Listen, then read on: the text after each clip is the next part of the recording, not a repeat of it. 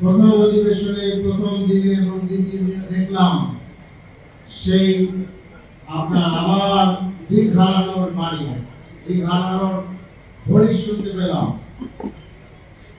আমি আজকে তাই শ্রদ্ধার সাথে স্মরণ করি 1971 সালে যারা বুকের তাজা রক্ত দিয়ে, যারা সম্ভব হারিয়ে বাংলাদেশের এই সবুজ পতাকাটা, লাল সবুজের পতাকাটা আমাদের এনে দিয়েছিলেন, তাদেরকে আহতদের ফিরতে হবে সেই ধারাবাহিকতায় 24শে জুলাই যোদ্ধাদের আমাদের মোবারক ভাই বলেছেন যে 1400 শহীদের কথা।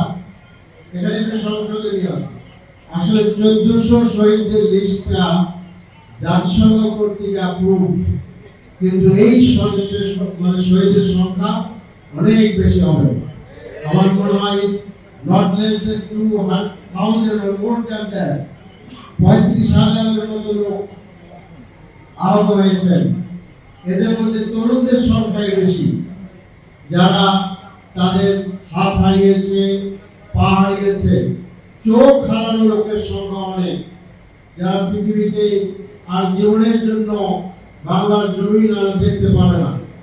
এমনই প্রেক্ষাপটে আমাদের জাতীয় সংসদ নির্বাচন অনুষ্ঠিত হলো, এবং এই সংসদ নির্বাচনে আজকে কোনো ক্রমে হইতে পারত না যদি 24শে জুলাই আন্দোলন না হতো। কাজেই আজকে যারা সংবিধানের দোহাই দিচ্ছেন, বলছেন যে সংবিধান মেনে সবকিছু করতে হবে, ভালো কথা, কিন্তু আমি প্রশ্ন করতে চাই, কোন সংবিধান বলে 26শে নির্বাচন হলো?